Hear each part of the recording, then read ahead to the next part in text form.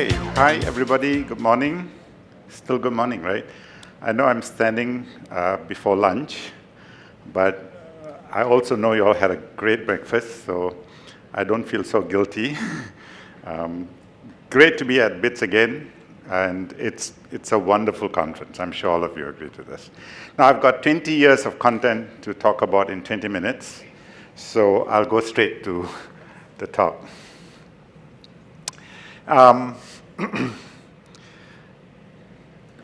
Okay. There's no introduction. I'm going straight to the first slide. Now, this is a typical font making workflow. If you're working on Latin fonts, particularly, you sketch them. Of course, there are a lot of processes in between, but this is a broad steps. You sketch, you draw, you export. You do some proving to make sure that the spacing and all that is right. It's more aesthetic proving, and then you ship the font. Yeah, it's so simple, but it takes a few months to do this. But this is broadly what you do. But for scripts in this part of the world, in South Asia and Southeast Asia, there's one other major step called shaping. Now, you have to shape the font. It's not just for aesthetics, but it's just to make sure that the font actually works correctly for the script. It deals with script grammar. Otherwise, it will be wrong for those characters to happen. Now, my talk is going to be talking about this, a tool that I developed, and it's available. I'm going to show some demos on what this tool will do to help you to make sure that your shaping is done correctly in that font. Now, what is shaping? All Brahmic scripts, when I say Brahmic scripts, they are scripts of South Asia and Southeast Asia mainly. They are all descendants of the Brahmi script that Salome talked about just now. They all require text shaping. And in these fonts, the number of glyphs in the font is usually multiple times more than the number of characters that are defined in Unicode. Shaping roughly involves about 4 different operations. There is reordering, there's substitution, where 2 or more glyphs get substituted into one. There's insertion, glyphs that are inserted into text when it's rendered, and positioning marks and all that stuff. One script may support more than one language. That's quite common in Latin as well. So, example, Devanagari is used to write Hindi, Marathi, Nepali, Sanskrit. Bengali is used to write a few other languages. And some of these scripts have optional forms, like historical ligatures, which are not in use here, like the Devanagari R that you saw is a historical R. You may want to use it in some text to represent, or at least to say that this R was used like this historically. You need that character in the font. Likewise, in Tamil, there was a form of about 7 characters had a different form before the 1970s when reform was introduced. You also have stylistic sets, very similar to what we've seen in Latin, and contextual alternates. Some of them are necessary, some of them are aesthetics. We look at some of these. But before that, let me explain what is reordering, substitution, insertion. I think people who work on Brahmi-based fonts are familiar with all this, or at least those who engineer those fonts are very familiar with all this. But if you're working mainly on Latin fonts, you may not understand why we have to do all this stuff. So let me just go through a very quick tutorial on what these are. Assume these are all different characters, right? We've got about 5 different characters in there.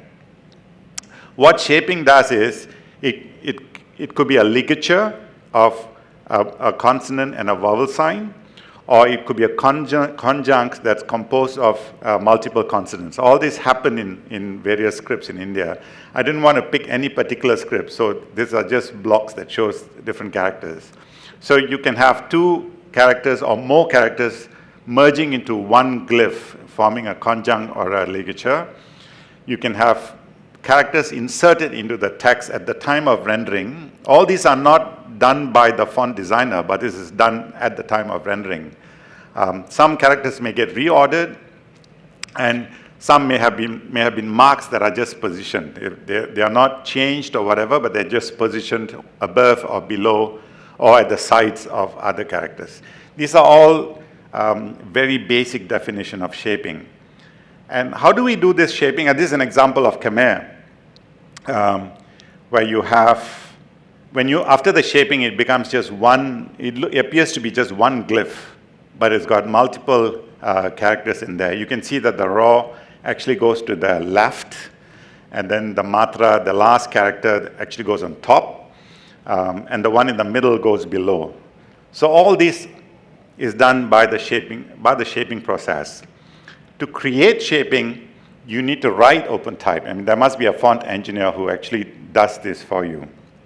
So some of this are automatically generated. Glyphs, I don't know if Rainer is here. It does some work automatically, but that's not enough. It just does the basic thing. This is one example from my font where I have to write all this code myself. So all these, can be tedious. After doing that, only then you export and then you start proving the font. When you prove the font, it doesn't mean that all this is going to work perfectly. It's not the case most of the time. The biggest difficulty I started working on Indic fonts not too long ago, just recently, about 40 years ago. And when I started doing this, there were no, Salome was talking about insufficient materials, but there was no guidelines, there was no script grammar written for font designers on how this script should behave, what kind of shaping should be done, and what are the possible combinations, because you have 48 consonants that can combine with themselves or with each other. There could be 3 to 5 possible glyphs that form it. So how many possibilities are there? We don't know. And how do we generate all these text strings for testing? People do that in Word or some text editor document, some of the most things that they can think of. But when the font goes out to the user space, you don't know what they're going to type. Like in Latin, what you type is what you get. But in these languages, it's not what you type is what you get. What you type may be some character, but it fuses into other characters, gives you different forms. How do we test those behaviors? I didn't know. So I had to write a lot of these tools myself. You would have read my profile. I started building Indian language fonts for Apple about 20 years ago. And at that time, there was no shaping. There was no OpenType support. They only had AAT, Apple Advanced Typography, which probably requires another conference to discuss the details. So I'm going to skip all that.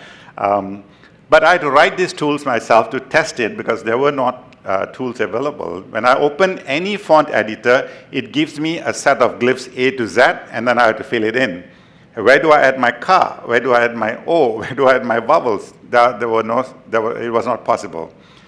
So I took all of that tools that I wrote, and there were some tools. I won't say there weren't any, but these tools showed us what was available in the font. It says, oh, in this font, when you combine this character, and this character, you will get this.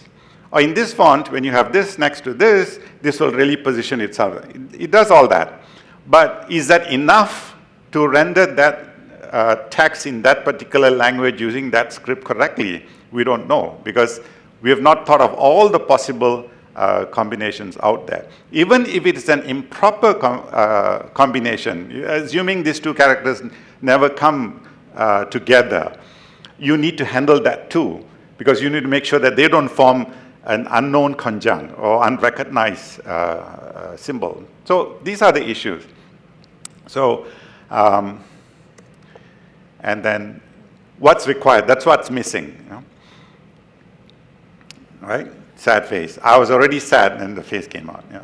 So all this was DIY, you do it myself. Right? So set of tools I built over 20 years for my own use, specifically to test and debug AAT, which is another conference. I need to be able to report differences between builds, especially some of these foundries, you're building it for clients. Your clients come back and say, hey, my user complained that this matra, when you combine with this base letter, is not rendering the correct behavior. You fix it. When you send it to them, you need to show a diff report. So I built those tools to write those diff reports. What is in the font versus what the font should have, I've already talked about it. And then collection of script and language specific data, just like some of you are collecting book archives, printed materials. I'm actually collecting data about the script. Not for artificial intelligence, but natural intelligence. We should know that this is how it should work. You don't need models to build large language models, but natural intelligence. And then I want to also be able to trace the shaping process. Where does the error happen? If it's supposed to do a conjunct formation, and if it's not doing the conjunct formation, that will affect the next stage of the shaping process. So I want to be able to catch all of that.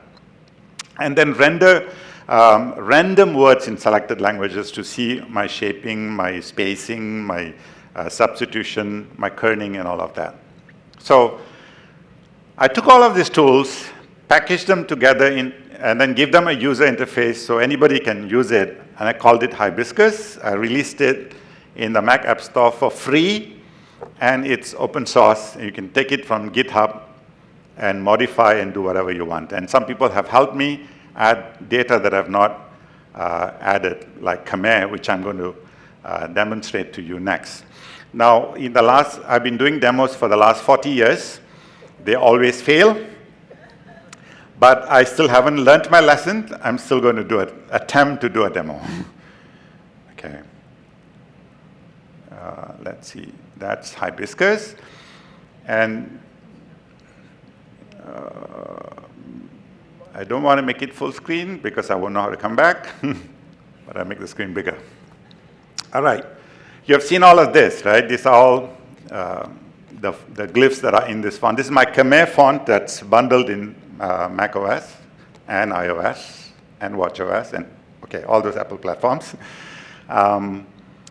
And you see on the sidebar, there's another space for comparison font. So if I make one change, I can drag and drop that changed font into it. It'll then show the differences, which glyph has changed, which glyph has not changed. So it's easy for my customers to look at it and say tell themselves what has changed from the previous version. So you don't have to show all kind of screenshots. They can just use this tool and dump both of them together.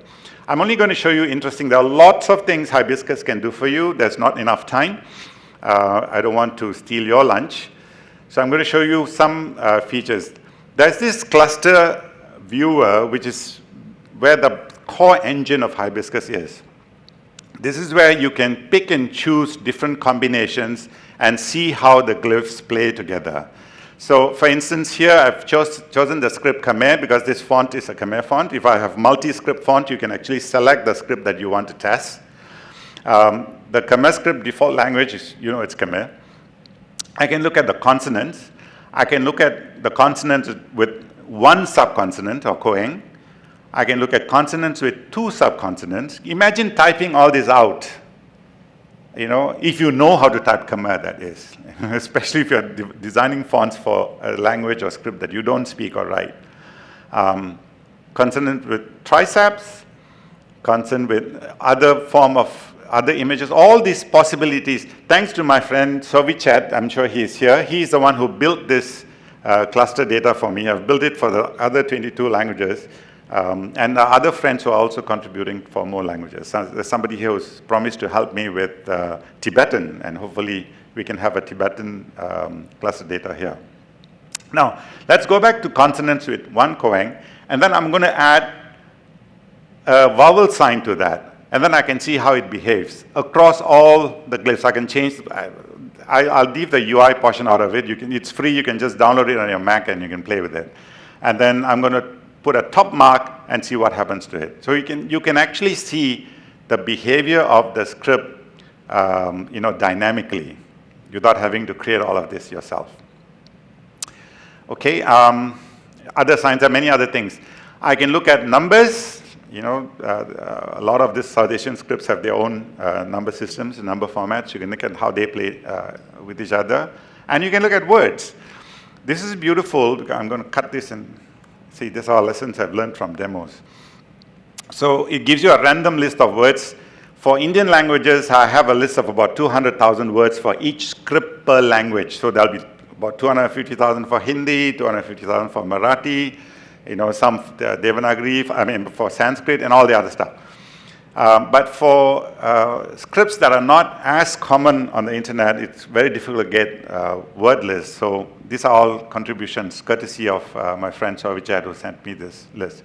I can search strings by letters, by Unicode strings, by words, all kind of regular expressions. But this one particular string, my friend said it's very interesting. So it has got marks, it has got reordering, it's got glyph substitution and all that stuff. So I can look at how the text is rendered in a word. Earlier we saw it in a cluster, but here we're seeing it in a word. I can also inspect this further and look at another tool that's part of Hibiscus called String Viewer that actually breaks down the string into individual glyphs and show all the glyphs that are there. There are two here, one copy is good enough. Each glyph is shown in a different color. So if you're a font engineer or if you're a designer who write your own shaping tools, you can actually see how your glyphs are being arranged, shaped, substituted, or reordered.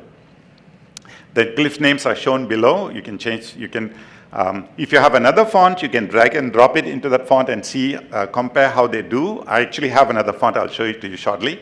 Another interesting thing you can do here is you can choose your shaper. macOS has applications that use Cortex by default. There are also some applications that use half-pass by default. Like the Adobe applications use half-pass shaper. There are two different shaping engines. And you can see if your font behaves the same in both the shaping engines.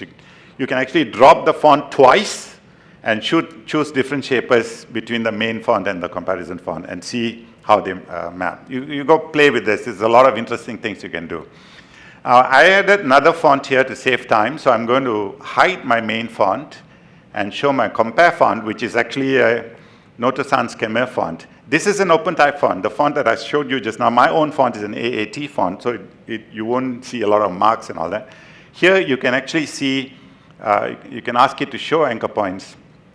You won't see much. I don't know if you can see the white crosses on the screen. It shows you where the anchor points are, where the marks are actually getting attached to the base letters. I was supposed to stop here, but this morning another Malaysian friend of mine got interested in some demo I was giving to my dear friend Arubin. So I thought I'll also show you that. This is all script grammar, right? This is what is required in the script to make sure that the script is rendered correctly. This is nothing to do with aesthetics. This is required. You like it or you don't like it, you have to do it. Otherwise, your font will not be usable. The native speaker will not understand what your font is saying, right? Now you can also, while this is designed for Brahmic scripts, you can use this for any purpose. You can, anywhere OpenType or AAT, nobody uses AAT anymore. So if you're using OpenType for any of your work, even for Latin, if you're doing that for contextual forms, for aesthetics, or Arabic. Some Arabic students of mine and friends of mine have used this to test the Arabic font. Indonesian friends use this quite a lot and quite extensively because there was no tool that understood how the script works, how the script grammar works. I'm going to show you another string viewer example. This is my Tamil font that I'm designing right now, and my fellow Malaysian looked at this morning and say, how come this 1, 2, 3rd and the 4th letter, are they the same? Because there's a slight difference. I don't know, can you spot the difference? The base letter, the brown and the orange, has a subtle difference. Now, if you can't visually see the difference, you can look at the name of the glyph at the bottom. The orange glyph is Ta'u Matra Tamil, and the brown is Ta Tamil. They are both Ta, but one is a contextual form that has a shorter tail compared to the other. That's for aesthetics. I designed this so that there's no collision between The reason I'm showing you this is a Malaysian spotted this, and I wanted to make a point that the Malaysians are very observant and very detailed. I give them a clap, So, thank you. So you can use this for any OpenType work. There's one other font, my friend Sweli, who's also here. She and I worked on another font that has got some dancing behaviors. if two O's come together, like school, the second O will take a different form. So you want to test those behaviors to see if the substitution is happening correctly. You can use the string viewer. So that's a very brief demo of Hibiscus. I welcome you to go download it from the Mac App Store and play with it. But I'm not done yet. I got one other thing to show you. My next project, right? We talked about shaping, right? Why is it so difficult to do Indian language fonts or Brahmic script fonts? I was talking to some friends over the conferences. Why don't we have that many graphic designers or font makers doing fonts in these languages? Even as a hobby, okay, you can't make money with fonts, that's a different story. But even as a hobby, there are not many people who do that. And the main reason given to me was there is a big showstopper. They just don't know how to do it. And it's not WYSIWYG. It's not I draw an A, I get an A. I draw a B, I get a B. But in these languages, I draw a ta, but I don't get a tu. I draw a tu, but I don't know how to get it. So there are issues like that. So how can I make this simpler for them? How can I make it easy? How can I make font making for these languages as easy as, or if not as easy as, not as difficult as it is right now? The idea is to reduce the need for shaping, minimize the requirement for shaping, because they are not coders. They can't write open type code. They are designers. And give them the freedom to think of design approaches to the typeface, then to see if, oh, will this work? Can I code this in such a way that this thing will combine? How do we eliminate that? Or better still, put the shape into the sketching process. My talk is about sketching, shaping, and proving. I talked about shaping and proving. Now I'm going to talk about sketching. All right? This idea came to me after coming back from A-Type I. I had a meeting in the US, and I spoke to a friend of mine for like 4 hours over breakfast. I've been immersing myself in this for the last 5 months. I haven't named this product. It's not anywhere near usable, but this is an idea that I'd like to bounce with you and get feedback from you to see if it makes sense to do it. I don't know what to call it, so I'm just calling it a crazy idea project. Okay? See how crazy it is. And this is for the iPad, so I have to switch. Not alone did I take the risk of doing a demo, I'm taking the risk of switching a machine. Okay, let's see. Now, what is the first thing I do if I want to design a font for a script that I don't write? Right? Bengali is a script that I love, and it's a beautiful script, but I don't know how to write it. The first thing I want to do is understand how people write it. Now, if you look at Bengali, the printed Bengali is very different from the cursive Bengali. And when I go to Calcutta and I ask somebody to write this for me in Bengali so I can show a cab driver, I get confused because I cannot read. So the first thing I want to do is to learn how to write the script, right? The letters. A lot of people sketch, a lot of people do all kinds of things. So I created this thing called a stroke playground. Now this is Bengali. I asked my friend Ajanta Sen last week at Typo Day in India. She wrote this for me. I don't know what this is yet. Maybe Arvind can explain later. But as she was writing, my app captured every movement of the stroke, and I can play it back. Can you see it playing? Yeah. So I can see how the stroke was actually. Without that, I won't know how to write that. For example, the second last letter, I would probably write it like that, but it's not like that. It goes like that. All right. That affects the design. Right? Otherwise, the users cannot relate. I have Pooja who wrote for me Devanagari. Here, the matra, the hook that goes on top. I thought it was you write from the headline upwards. No, she drew top down, and she said that's how a lot of people write. That affects the way you design. Then I have Khmer. My friend Sovichar wrote this for me, the word that I showed you just now.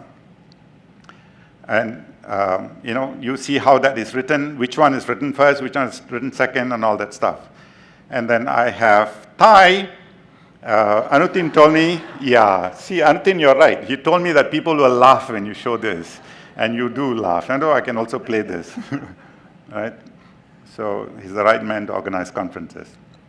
Anyway, you got the idea, right? So that's the thing. Then I have this place where I can actually draw. Let me look at vowel signs. I can look at consonants in Devanagari, okay, I'm not very good at writing, but let me try something else. Let me try. I don't want to do demos, so I go off and skip to the next one. So that's the playground where you actually learn how to write, and you can actually select the text and paste it back. You can add background images, trace them, all that stuff, and I'm going to skip all that. Now, I'm going to start building a font. I have an idea. This is actually my handwriting. You can actually also see how it plays. Play stroke animation, you can see how I actually wrote it. This is my handwriting. I took a very simple, you can do contrast, you can do all kinds of, whatever you can sketch with a pencil, you can sketch it here. But for simplicity, I just kept it. And these are the characters I have. I only have this many, 15, 16 characters in this font. The third row middle character is actually Pulli, which is actually a Virama in Devanagari. It's a mark, right? Now, I don't want to tell the user this is a mark, you have to do this and all that. I just give them 0 width, so they're just right in the middle. And this actually appears in the middle of above every consonant. It shouldn't appear above every vowel. All these are rules, and the user doesn't have to care about all this. So I've written all that. I've drawn all this, just about 15 odd letters, and a few of them are marks. I can immediately preview the font. The tool actually generates the TTF or OTF font, does the OpenType substitution, does the Glyph GSub substitution, the GPOS substitutions, and actually renders the text for you in a text viewer. This is actually a text viewer. You can actually edit the text. Now this is the Tamil keyboard, which is also my contribution, and I type Tamil. So for letters that I've not drawn, it actually writes the text in the default system font, which is also my font, by the way. You cannot live without me. So this is also my font, which is the default Tamil font for macOS or iOS. So once that is done, you can view, I can add some more letters. And then if I preview, it actually does a preview with only the characters that you have drawn. The characters and the vowel signs that you have drawn. Where does this word list come from? Hibiscus already has all that. So all this data is actually picked up from Hibiscus. Hibiscus was designed at the tail, as a tail end tool that you use. Now taking all that data and putting it to the other side of the spectrum before you start. Now once I've done the study, once I like the design, or my customers look like, or let's say I send this to my friend Sweli, who actually only speaks Tamil. She's Chinese. And she finds there's something wrong with this character. She can actually draw a comment, and she can say, put a thin one and use a red pen and say, this nose too long. And I can leave it there. It can version it. And somebody talked about documentation, I think, yesterday's paper. It actually collects all this as versions. And hopefully someday I'll be able to produce a PDF report on how this character evolved in your design process. And once I'm done and I've locked in the design thing, I need to now polish and finish up the font. I then export it to an OpenType. I haven't got their permission yet, so I can also export it as a Glyphs project file. So you can actually open the entire thing in Glyphs with all the marks, with all the OpenType code and everything done for you. Then you just need to snap in the code, clean up the outlines, and then you do your production font. So that's the idea I have. If you think this is good, it's still a crazy idea. I don't even know if I'm going to finish it, but it's something that I'm toying around. And this is a great opportunity for me to share this and this is the first time I'm sharing such details in an open space. So I'll be very happy to receive feedback over lunch or any other time during the conference. And I thank the organizers for this opportunity, and great to be at the conference. Thank you. Woo! Sawadee Kap.